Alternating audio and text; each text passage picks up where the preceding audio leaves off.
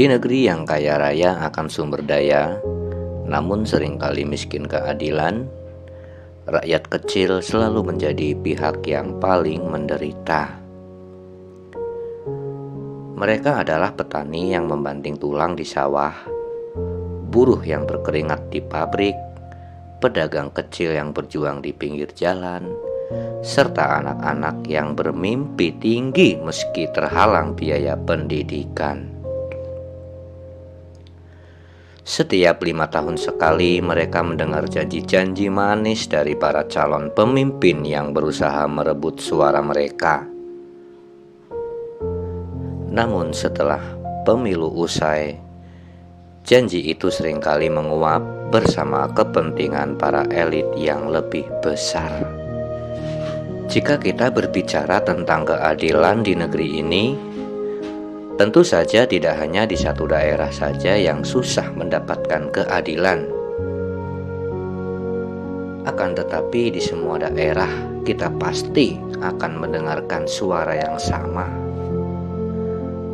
Tajam ke bawah, tumpul ke atas. Itulah ungkapan yang pas kita sampaikan pada kondisi hari ini. Di tengah ketidakadilan yang sudah dianggap biasa, muncullah seorang pemimpin yang berbeda. Namanya Kang Deddy Mulyadi, seorang pria sederhana yang pernah menjabat sebagai bupati di sebuah kabupaten kecil bernama Purwakarta. Di sana ia dikenal sebagai pemimpin yang tak kenal jarak dengan rakyatnya. Ia lebih sering terlihat di pasar tradisional dibandingkan di gedung pemerintahan. Lebih suka makan di warung rakyat dibandingkan dengan restoran mewah. Dan lebih nyaman berkendara dengan motor tua dibandingkan mobil dinas. Di bawah kepemimpinannya, banyak perubahan terjadi. Sekolah-sekolah yang hampir roboh diperbaiki, pelayan kesehatan menjadi lebih mudah diakses. Keberhasilannya sebagai bupati menjadi namanya semakin dikenal luas. Rakyat kecil yang merasakan dampak nyata dari kepemimpinannya mulai berbisik. Seandainya Kang Deddy Mulyadi bisa menjadi gubernur, pasti lebih banyak orang yang terbantu. Seperti itu kurang lebih bisikan masyarakat yang tidak mampu ketika mendapatkan seorang pemimpin seperti Kang Deddy Mulyadi. Awalnya Kang Deddy Mulyadi menolak dorongan itu. Bagi Kang Deddy Mulyadi, jabatan bukanlah tujuan hidup, melainkan amanah. Namun ketika melihat banyak rakyat yang masih terpinggirkan, ia sadar bahwa perjuangannya belum selesai. Banyak sekali masyarakat yang merasa kehadiran Kang Deddy Mulyadi sebagai pemimpin di daerahnya yang ikut bahagia dan penuh sukacita. Bahkan banyak yang menarasikan jika kehadiran Kang Deddy Mulyadi ini mungkin sudah menjadi skenario Tuhan. Kita bisa melihat pada tiap-tiap konten yang dibagikan oleh Kang Deddy Mulyadi, bagaimana ribuan komentar di kanal YouTube-nya yang selalu menyerukan dukungan dan doa padanya. Bahkan banyak netizen yang berharap agar kelak Kang Deddy Mulyadi bisa menjadi orang nomor 1 di negeri ini. Melihat besarnya dukungan masyarakat kepadanya, maka dengan penuh keyakinan dan tanpa modal besar seperti lawan-lawannya, Kang Deddy Mulyadi maju dalam pemilihan gubernur. Lawannya bukan orang-orang sembarangan. Ada mantan menteri, mantan jenderal dengan dukungan kuat dari aparat, serta politisi senior yang sudah berpengalaman puluhan tahun. Mereka memiliki dana kampanye tak terbatas, dukungan media besar. Sedangkan Kang Deddy Mulyadi, ia hanya memiliki satu kekuatan, cinta tulus dari rakyat.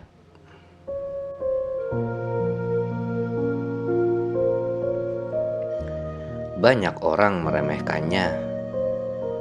Mereka menganggapnya terlalu sederhana, terlalu jujur untuk dunia politik tingkat tinggi, dan terlalu berbahaya bagi mereka yang ingin mempertahankan kepentingan lama. Perjuangan Kang Deddy Mulyadi dalam pemilihan gubernur bukanlah perjalanan yang mudah.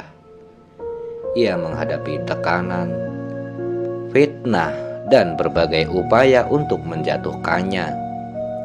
Namun, sejarah telah membuktikan bahwa kekuatan rakyat lebih besar dari ambisi segelintir elit.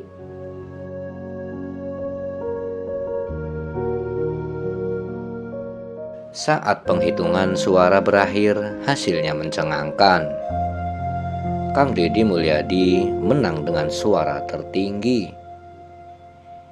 Ia bukan hanya mengalahkan para pesaingnya, tetapi juga membuktikan bahwa politik tidak selalu harus kotor. Politik bisa menjadi alat perubahan selama dijalankan dengan hati yang tulus. Namun, kemenangan ini bukanlah akhir dari perjuangannya. Justru ini adalah awal dari tantangan yang lebih besar, karena bagi Kang Deddy Mulyadi, duduk di kursi gubernur bukanlah soal kekuasaan, tetapi soal bagaimana ia memastikan bahwa rakyat kecil benar-benar merasakan kehadiran seorang pemimpin yang bekerja untuk mereka. Dan itulah yang akan ia lakukan.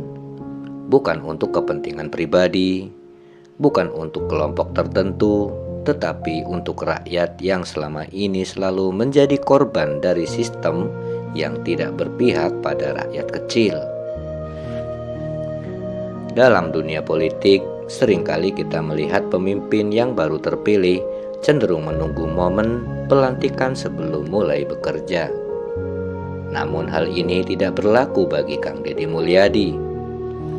Meskipun belum secara resmi dilantik sebagai Gubernur Jawa Barat, beliau telah aktif bergerak mengadakan pertemuan dengan berbagai pejabat di lingkungan pemerintahan provinsi guna membahas langkah-langkah strategis untuk masa depan Jawa Barat.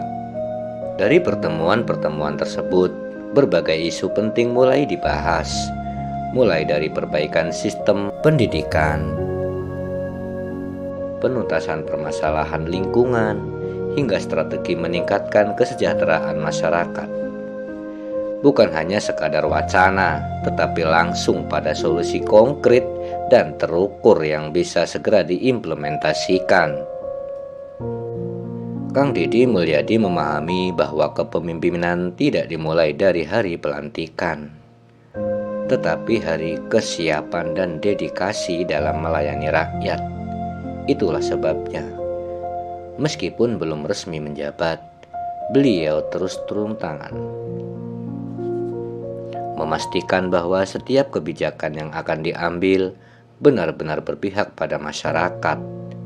Ini adalah bukti nyata bahwa seorang pemimpin yang baik tidak hanya berbicara, tetapi juga bertindak.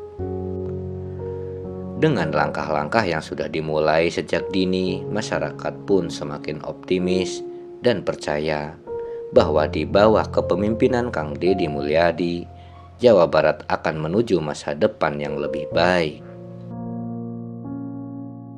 Bagaimana? Apakah sahabat setuju dengan narasi ini? Jika sobat menyukai video ini, maka jangan lupa untuk diberikan like, komentar, dan subscribe. Jangan lupa juga kalian bagikan juga video ini ke media sosial kalian, agar lebih banyak diketahui oleh masyarakat luas. Doa terbaik buat kalian yang sudah mendukung channel ini.